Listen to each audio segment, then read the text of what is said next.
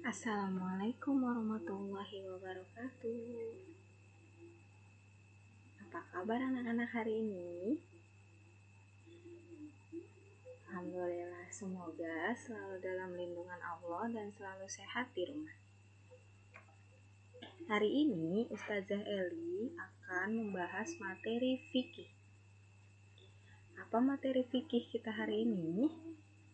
Sebelumnya dalam materi fikih sudah dibahas tentang wudhu, keutamaan wudhu dan sunnah-sunnah wudhu atau rukun-rukun wudhu. Sekarang kita akan membahas tentang sebelum kita lanjutkan dalam pembahasan fikih, dalam pembelajaran fikih, kita berdoa terlebih dahulu. Sikap berdoa. Tangannya diangkat, kepalanya ditundukkan. Doa sebelum belajar.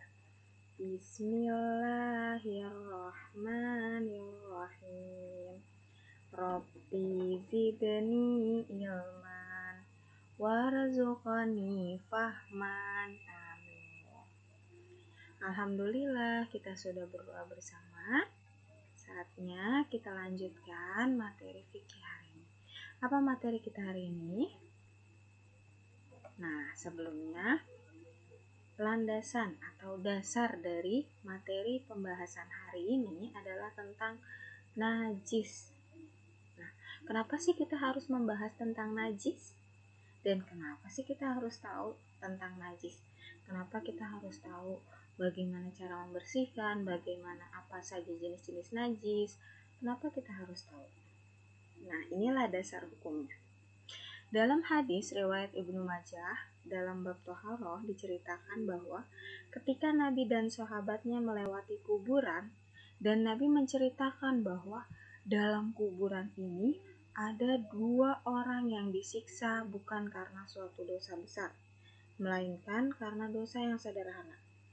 Salah satunya yaitu tidak bersuci setelah kencing, artinya tidak menjaga najisnya, sehingga ketika sholat najisnya menempel dalam tubuhnya.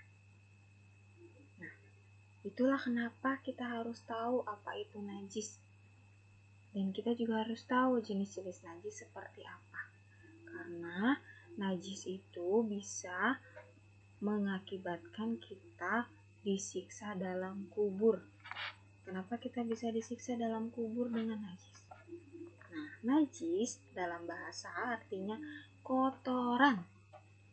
Kotoran itu harus dibersihkan ketika akan sholat, ketika akan mengaji, ketika akan sekolah, beribadah. Ketika akan beribadah, kotoran itu harus dibersihkan. Terutama ketika akan sholat, karena jika kotoran itu masih menempel dalam tubuh kita, itu akan menyebabkan sholat kita tidak diterima atau tidak sah.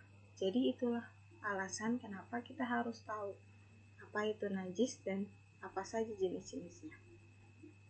Nah, setelah kita membahas arti najis, Bu Eli akan menjelaskan tentang jenis-jenis najis. Ada 3 jenis najis yang harus kita ketahui. Pertama, najis mukhaffafah. Najis mukhaffafah adalah najis ringan. Contohnya, air kencing pada bayi laki-laki yang belum berusia 2 tahun dan hanya mengonsumsi ASI saja. Jadi, bayi laki-laki yang belum berusia 2 tahun atau belum makan pembantu ASI atau belum makan yang lain selain ASI, itu disebut najis yang ringan. Jadi, dengan hanya membersihkan dengan memercikkan air saja atau membasuhnya dengan sedikit air, bisa hilang najisnya. Kemudian yang kedua, najis mutawassithah. Najis mutawassithah adalah najis yang sedang. Contohnya, kotoran manusia, air kencing manusia, kecuali bayi laki-laki yang belum 2 tahun. Kemudian muntah. Muntah adalah najis yang sedang.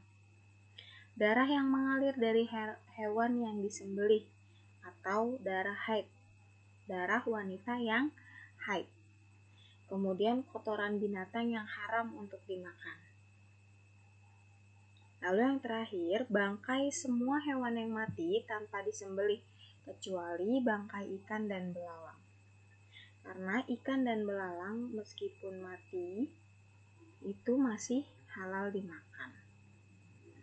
Nah, bangkai semua hewan yang mati tanpa disembelih itu najis yang sedang. Kemudian yang terakhir, najis mughallazah. Najis mughallazah artinya adalah najis berat. Najis berat ada 2, air liur anjing atau air liur babi. Nah, jika air liur ini mengenai tubuh kita atau mengenai pakaian kita, maka harus dibasuh dengan 7 kali air yang dicampuri dengan tanah. Caranya berbeda-beda setiap najis dalam membersihkannya. Nah, di pekan ini Bu Eli hanya menyampaikan apa saja jenis-jenis najis dan beberapa contohnya. Di pekan depan akan disampaikan bagaimana cara membersihkannya. Nah, itulah kenapa kita harus tahu apa saja jenis-jenis najis, supaya kita bisa menjaga diri kita agar bisa menjaga najis, agar terhindar dari kotoran, terutama ketika akan sholat. Karena jika tubuh kita najis atau kotor, maka sholatnya tidak sah atau tidak diterima oleh Allah. Dan sholat adalah amalan yang pertama dihitung oleh Allah. Jadi sebelum Allah menghitung amalan yang lain, Allah pertama menghitung sholat kita. Yang pertama ditanya, bagaimana sholatnya? Yang pertama dihitung, bagaimana sholatnya? Sholat wajibnya. Nah, jika kita sholat dalam keadaan najis dan tidak diterima oleh Allah, bagaimana? Pastinya akan disiksa dalam kubur. Jadi kita harus hati-hati, pastikan ketika sholat kita dalam keadaan bersih, dalam keadaan tidak najis. Syukur-syukur kita bisa mandi dulu sebelum sholat. Nah, alhamdulillah materinya sudah tuntas. Kita membaca hamdalah bersama-sama. Alhamdulillahirabbil alamin. Segala puji bagi Allah Tuhan semesta alam.